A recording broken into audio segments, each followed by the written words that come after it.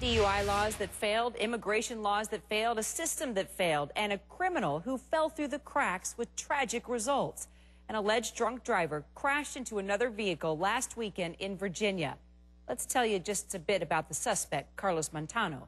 Prosecutors say he'd been convicted twice for DUI, once for reckless driving, twice for speeding, once for public drunkenness, and other violations, all while being an illegal immigrant. He'd had his license revoked more than a year ago. And the lady that was killed in the crash, a nun, a woman who devoted her life to serving others. I could practically quote Sister Denise. If she had been conscious at the time that she was taken from the wreck, and if Carlos had been there, she would have said, "Carlos, I forgive you." Well, that nun might forgive, God might forgive, but the law, it needs to be a lot less forgiving. For one thing, why was he still driving? And for another, why was this guy still in the country? CNN asked Homeland Security Secretary Janet Napolitano exactly that. Why is it that this individual was still out driving? He was in removal proceedings. Why were the removal proceedings taking so long? I do not, obviously, as of today, have the results of that, but I will get them. Let's talk now with the head of Prince William County's Board of Supervisors, Stewart, about this. So, Chairman, tell me what you're doing on your end to make sure that this never happens again. Well, I'm just absolutely confounded at the Secretary Napolitano's remarks. She knows darned well why this guy was back out on the streets. We handed him over to immigration enforcement twice before, and twice they turned around knowing that he posed a public safety issue and released him right back into our community. So why did that happen? We're very angry about this. Why did ICE release him back into the community?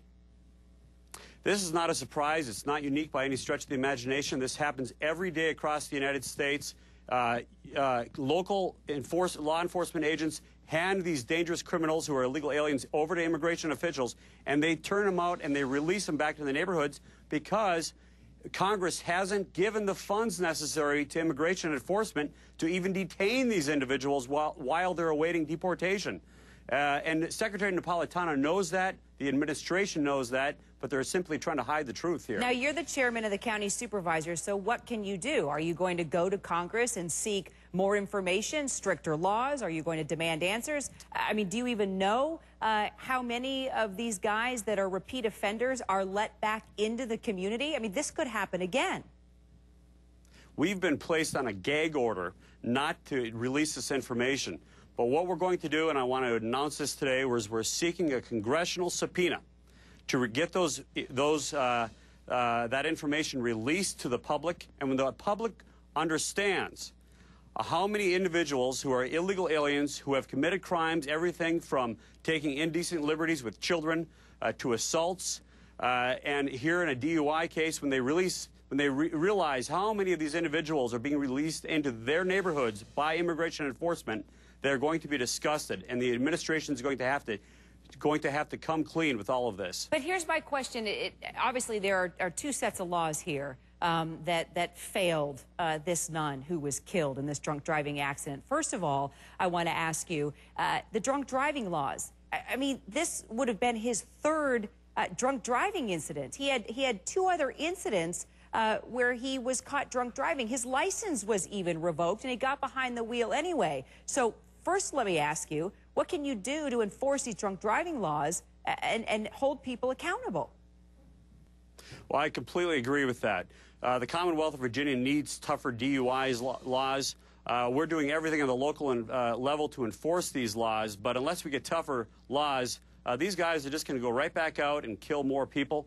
But you got to remember that illegal aliens aren't just committing DUI crimes. They're committing the whole gamut of crimes and being released back to the neighborhoods. Again, everything from child predators to those who commit assaults, and they're being released into the neighborhoods. And ICE knows darned well that some of these guys are going to go right back into the same crimes. They do it every day, and they're turning the other cheek, and they're just letting these guys go. But, Chairman, here's what I don't understand. Prince William jurisdiction has some of the strictest immigration enforcement laws. So why aren't these guys with these long track records just being sent back to their home country?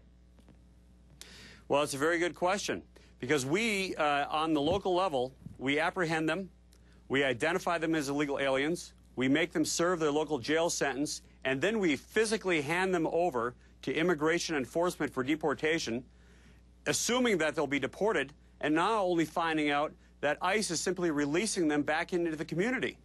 It's just appalling. So what are you going to be able to do? Because obviously people in this area and people around the country are pretty outraged at what has happened here. And this is just one incident. I'm sure this happens a number of other times. What can you do to put a stop to this? I think we have to get that information released through this congressional subpoena. Congress needs to subpoena the administration for this information. I expect to go up there, release this information, and testify on Capitol Hill with regard to this incident. It's not unique. And when the public understands, when Congress understands that these individuals are simply being released back into the communities, perhaps they will allocate the funds for the detention center space necessary so that these individuals are never released back into the communities. That's what needs to happen. Well, we'd like to follow up on your efforts, Chairman Corey Stewart, so please keep us updated so we can follow up. Thank you. Chairman, thanks. We'll be back in a moment.